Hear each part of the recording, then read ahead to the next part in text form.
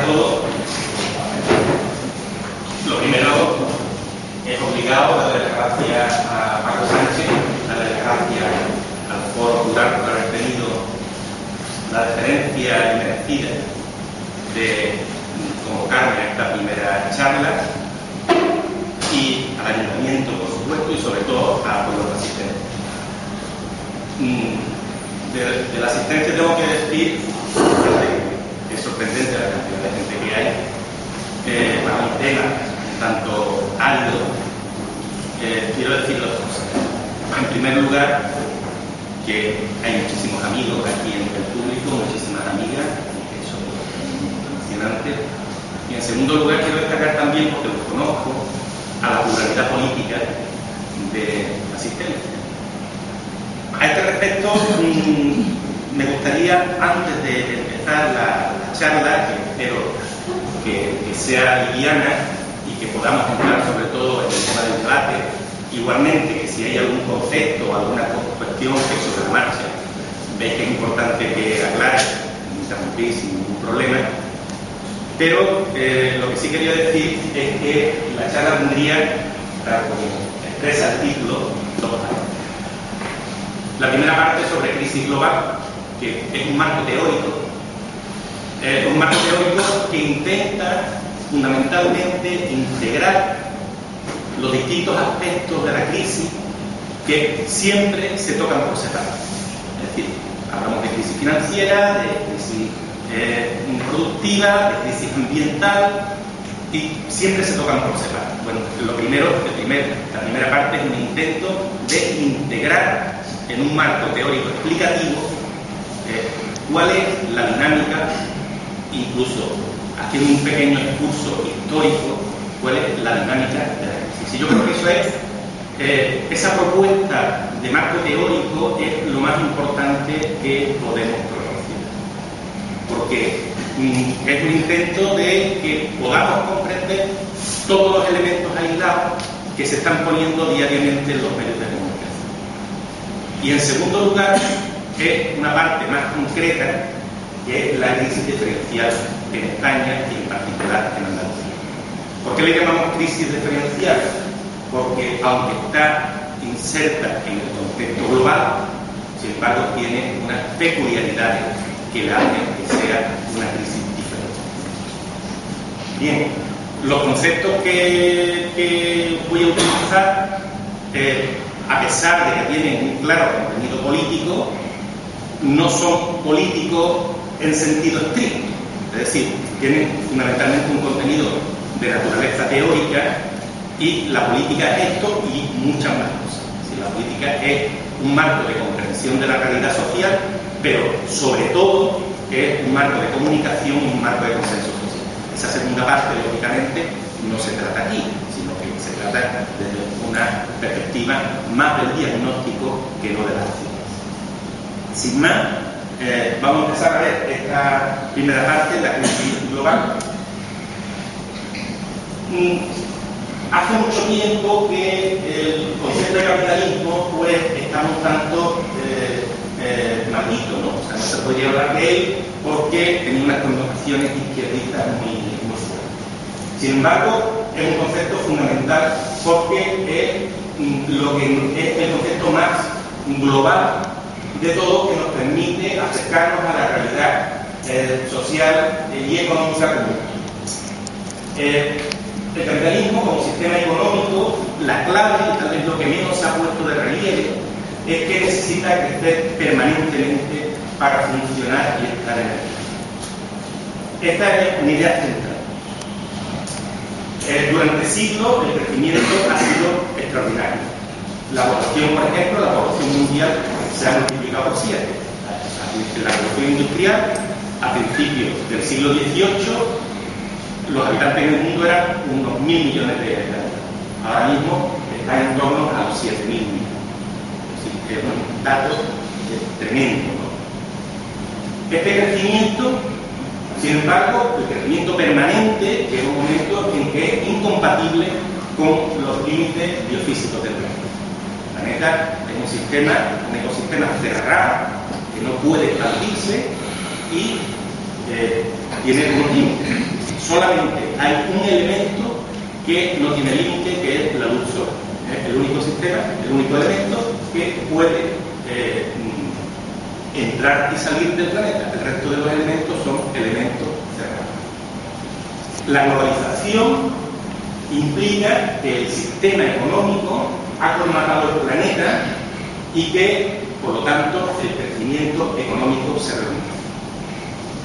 Por lo tanto, la primera idea, la primera conclusión es que esta crisis es una ruptura. Esta crisis es distinta.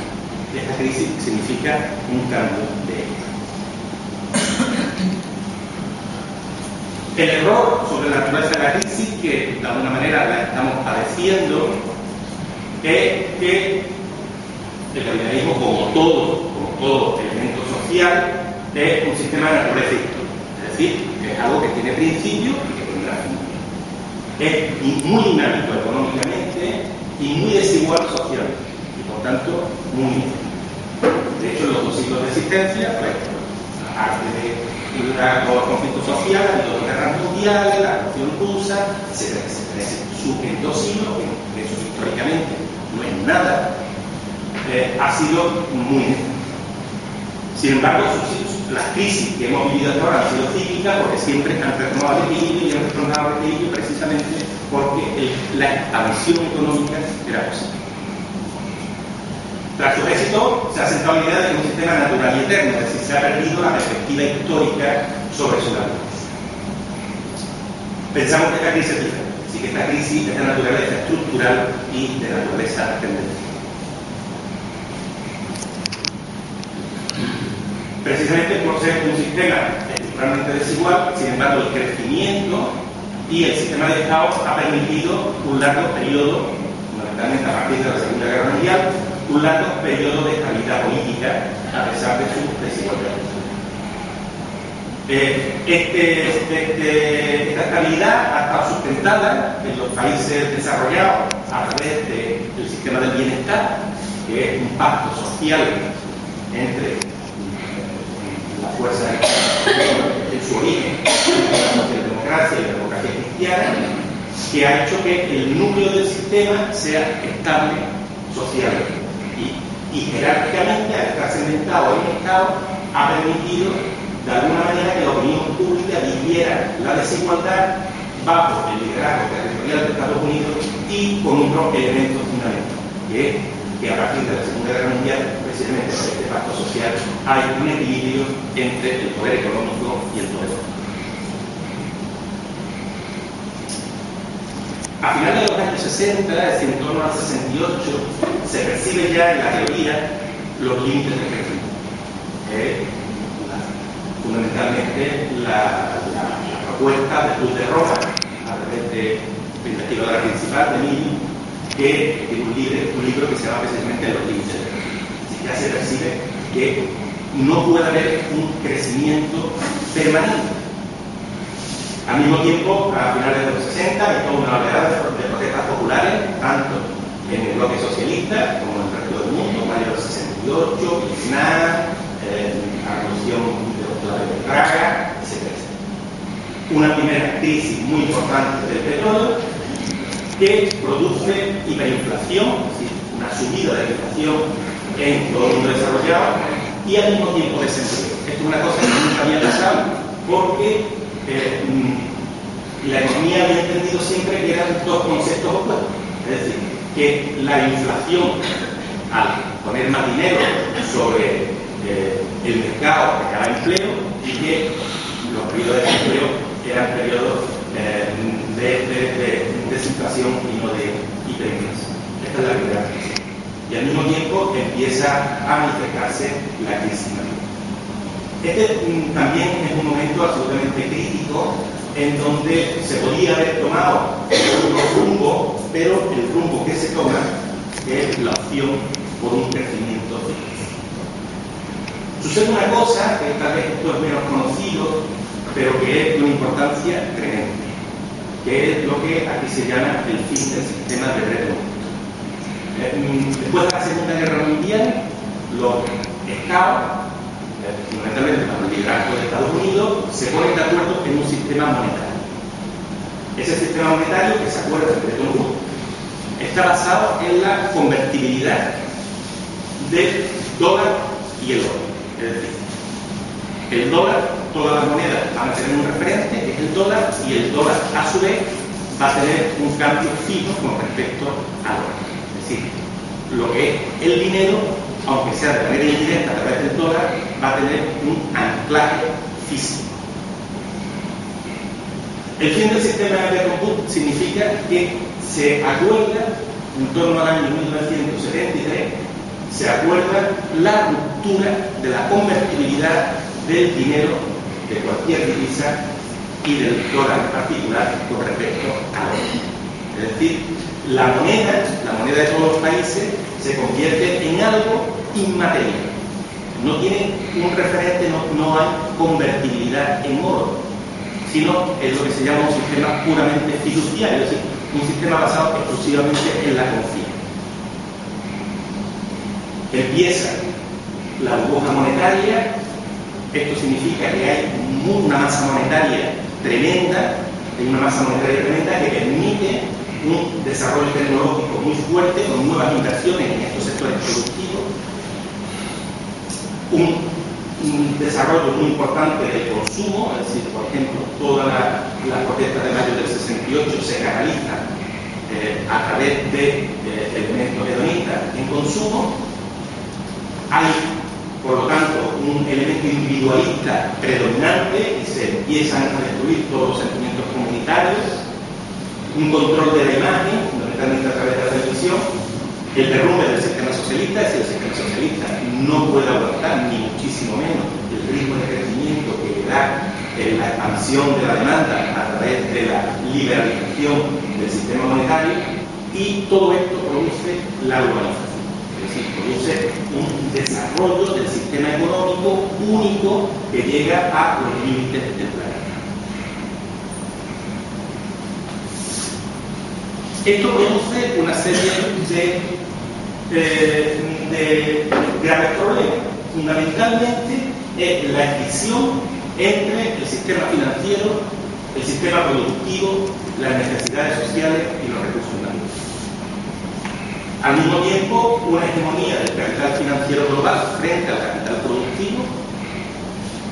La escisión, que antes veíamos que era un elemento de equilibrio básico entre el poder económico global, es decir, el poder económico, los mercados, ¿no?, que le llamamos ahora, que dominan el conjunto del planeta, mientras que los estados solamente pueden ejercer su soberanía en su interior, con lo cual son, digamos, actores locales frente a actores globales. Es decir, ningún estado puede por sí mismo ahora mismo imponer reglas del juego mundial, mientras que los mercados sí imponen reglas del juego mundial. Es decir, se rompe el equilibrio que había caracterizado al mundo después de la Segunda Guerra Mundial entre el poder político y el poder económico.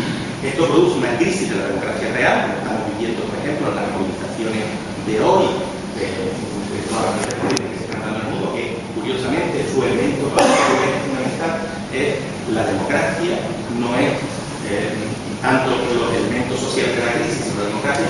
¿Por qué? Porque nosotros votamos dentro de un Estado, pero sin embargo ese Estado carece de capacidad de crear en su interior dinámicas concretas, porque las dinámicas concretas son dadas por su Estado. Y por último, también ha producido lo que llamamos la crisis metal. ¿Qué es la crisis metal? Bueno, simplemente entender el conjunto del planeta como un organismo en el cual hay una serie de elementos que se consumen, que son los recursos, y una serie de elementos que se expulsan, que es fundamentalmente la contaminación. Igual que el organismo que comemos y echamos todos los detritos que tengamos. Entonces, ¿cuál es la crisis metabólica? La crisis metabólica es que hay un problema de reposición de recursos, por lo cual los recursos empiezan a encarecerse, alimentos, metales, etcétera, etcétera, y al mismo tiempo hay una concentración de emisiones, y eso es el cambio climático. Esto es fundamental porque no lo tratamos desde un punto de vista puramente ambiental, sino desde un punto de vista económico. punto de vista económico. Ya decía que la idea es tener una idea explicativa global de todo lo que está ocurriendo.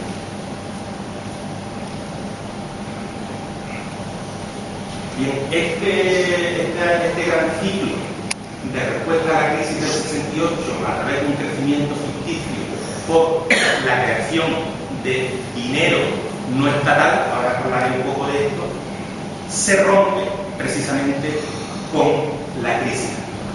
Es decir, la crisis de la subprime, es decir, las subprime, como sabéis, son unas hipotecas basura que hay en Estados Unidos que de pronto se dan cuenta de que no valen nada.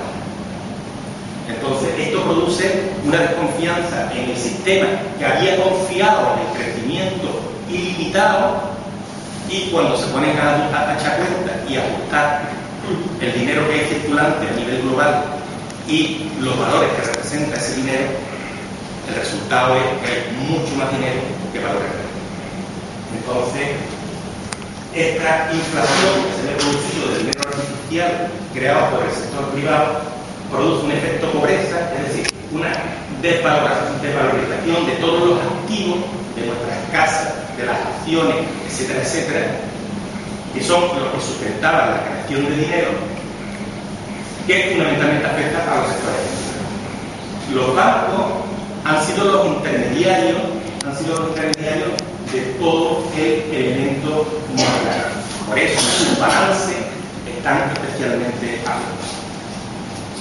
Al mismo tiempo, los BRICS, que son los países emergentes, Brasil, Rusia, India y China, es un acrónimo de los países emergentes, están en esta crisis mucho mejor posicionados.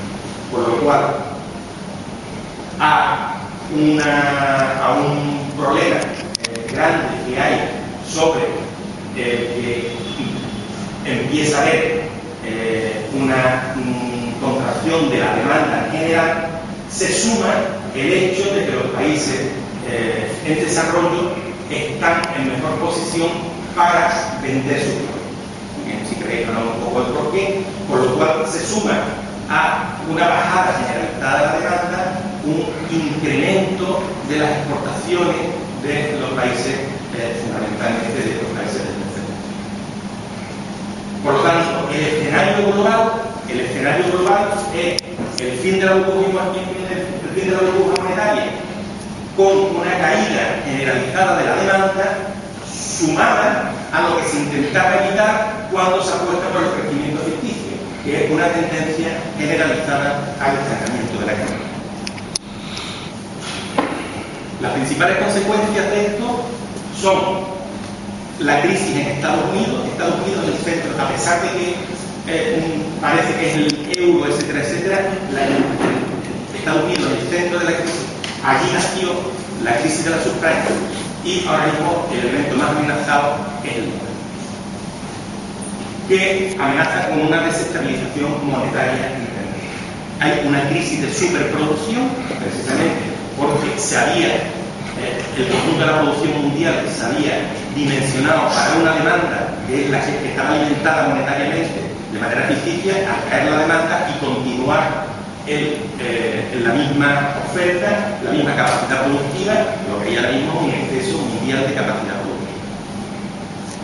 El endeudamiento de los estados desarrollados por el efecto pobreza, es decir, por la desvalorización de los activos y por la fragilidad de los bancos, y esto produce una crisis del estado del bienestar, una reestructuración del poder territorial mundial. Hemos visto que los BRICS estaban mejor posicionados en la crisis de Estados Unidos y ahora mismo se está también caracterizando por ataques especulativos. El euro no es el núcleo del problema monetario, sino que es el eslabón más débil de la cadena monetaria. El núcleo de la crisis monetaria es el dólar. Lo que pasa es que el euro no tiene apoyo institucional suficiente y por lo tanto la tensión monetaria se está ahora mismo desarrollando en torno a bien. Este es el elemento contextual, ¿no? O sea, lo que está ocurriendo. ¿Qué ha pasado además en España? ¿Por qué España es uno de los países que más está sufriendo la crisis? Bien. Toda nuestra última época, la construcción de la democracia coincide precisamente con lo que llamamos la época del desarrollo, es decir, la época en donde ha habido ese crecimiento. Al mismo tiempo, se produce la incorporación de España en este mismo periodo a la Unión Europea y el euro, lo que va a proporcionar créditos muy abundantes a Pablo. Lo más importante de nuestra economía es que la balanza comercial, es decir, el saldo de lo que compramos al exterior y vendemos al exterior, es estructuralmente deficitario. Esto, que es todos los años, es deficitario todos los años, produce una deuda que no es la deuda pública, sino produce una deuda privada de familias y empresas estructural, cuyas cifras no se dicen porque son unas cifras alucinantes. Ahora diré algo. El hecho de que la balanza comercial sea estructuralmente deficitaria y sin embargo aquí haya habido la sensación de crecimiento que hemos tenido en los últimos 30 años, se ha saldado con un enorme endeudamiento privado, con que el desarrollo se ha basado en el sector de la construcción como locomotora, es decir, como lo que tiraba del conjunto de la economía, y en el consumo interno muy dinámico, posible por el endeudamiento privado que ha proporcionado precisamente la incorporación de la Unión Europea y el euro, que incluía capital muy líquido y a un muy bajo tipo de interés. Al mismo tiempo, todo este sistema ha producido una generalización de la corrupción, una despolitización social y la democracia se ha llevado al mínimo, se ha llevado al elemento dominante y partidario. Este modelo, la crisis acaba con él de golpe. Es decir, hay un verdadero derrumbe en cuestión de un año, hay un verdadero derrumbe de todo lo que se había construido en los últimos 30 años. Ahora también traemos algunos datos. Hundimiento de la construcción, sequía del crédito, cierre de empresas, pago masivo y contagio del endeudamiento privado al sector. Es decir, el sector público, cuando estalla la crisis en el año 2007-2008, no solamente no tenía déficit, sino que tenía superávit. Pero el sector privado estaba tremendamente endeudado. Precisamente como hemos visto que el elemento número uno era la debilidad de los bancos, porque eran los intermediarios financieros, se tiene que acudir desde el sector público al sector financiero. Al mismo tiempo, como hay una caída de la economía, los ingresos caen y como al mismo tiempo hay de pronto una expansión tremenda del paro, pues los gastos sociales se incrementan. Con lo cual pasa que el endeudamiento privado, que no disminuye, al endeudamiento público sumándose. Esto llega a tal nivel donde, por ejemplo, en el año 2008 había un superávit en torno al 2 al 3%. O sea, cuando hablamos de superávit, estamos refiriéndonos simplemente a un concepto muy sencillo, que es la diferencia entre lo que ingresa el Estado y lo que es. Esa diferencia puede ser superávit o puede ser déficit. En el año 2008 había el superávit. En el año 2009 se llega al 11,2% de déficit con respecto al PIB. Voy a explicar porque se estas cosas mucho en la prensa y es muy interesante saber. Nunca en la historia de la Hacienda española se había llegado a esas cifras de déficit. Nunca. Y se pasa además, no de manera paulatina, sino que se pasa de superávit, que también es una cosa excepcional en la Hacienda española, al déficit del 11,2%. Los números son muy grandes, pero muy sencillos de entender. Porque el PIB es lo que se produce en el Estado español en un año. Y es en torno al billón de euros. O sea, una cifra casualmente redonda, por lo cual es muy fácil hacer los porcentajes. Lo que ingresa el Estado, en su conjunto, todas las administraciones, Estado, comunidades autónomas, en un año está en torno a los 350.000 millones de euros. Es decir, es un 35% del PIB. Entonces, cuando se dice, ¿cuál es la presión fiscal en España? 35%. ¿Por qué? Porque lo que se ingresa en términos medios es 350.000 millones sobre un millón. Cuando se dan las cifras de déficit, no se dan sobre el presupuesto, sino se dan sobre el PIB. ¿Vale? Y entonces, cuando se dice que hay un 11% de déficit, se está diciendo que el déficit es en un año de 110.000 millones de euros. ¿Vale? Es decir, que en realidad es un tercio del presupuesto. Lo que pasa es que nunca se dan las cifras sobre el presupuesto, sino siempre se dan sobre el PIB. Con lo cual pensamos que es mucho menos de lo que es. Pero hemos pasado en un año de tener superávit en torno a los 20.000 millones de euros, al año siguiente a tener un déficit sobre en torno a los 110.000 millones de euros, que es algo inaudito. Desde entonces arrastramos, sabéis que la Unión Europea, cuando se entró en el euro, había un pacto en el cual no se podía pasar del 3% de déficit. El 3% de déficit en este caso serían 30.000 millones de euros. Bien, pues lo que hay ahora mismo es una obligación por parte del Estado español de ir en un periodo de 4 años rebajando el déficit hasta el 3%. Desde el 11, el año siguiente, el 2010, tuvo el 9%, ahora tendría que estar en el 6%, o sea, 6%, 60.000 millones, ¿vale? Tendría que estar en el 6%, pero ahora mismo hay grandes dificultades para llegar a ese 6%. Al mismo tiempo, estamos dentro del euro, precisamente por el hundimiento de la economía, estamos en una posición vulnerable dentro del ataque especulativo. Ahora, ¿eso cómo se mide? Bueno, se mide, lo habéis oído muchas veces, a través de la prima de riesgo. ¿Qué es la prima de riesgo? ¿No? O sea, es también un concepto muy sencillo. La prima de riesgo es que el Estado, que ahora mismo tiene déficit, cuando se suman esos déficits, es lo que da la deuda pública. ¿Vale? El déficit sería lo anual, la diferencia entre ingresos y gastos anual, y la deuda sería la suma de los déficits. ¿Vale? Entonces, cuando estalla la crisis y hay superávit, y decíamos que era en torno a 20.000 millones, la deuda pública española estaba en torno al 35% del PIB, es decir, 350.000 millones. Ahora mismo, en los 4 años que se llevan de crisis, se ha duplicado. Está en el 70%. Es decir, está en torno a los 700.000 millones, prácticamente el doble del presupuesto anual de todas las administraciones. Esa deuda, ¿cómo se financia? El Estado emite títulos de deuda, lo vende en los mercados y con eso financia la deuda. ¿Vale? Entonces, cuando emite un título de deuda, por ejemplo, una obligación a 10 años, da unos intereses. Esos intereses pueden dar 2, el 3, el 4%.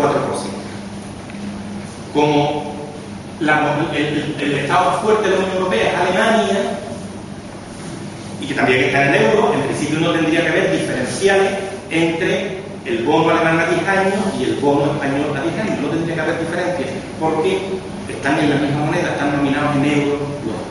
Pero sin embargo, sí lo. La diferencia entre el bono español y el bono alemán, esa diferencia en los tipos de interés es lo que se llama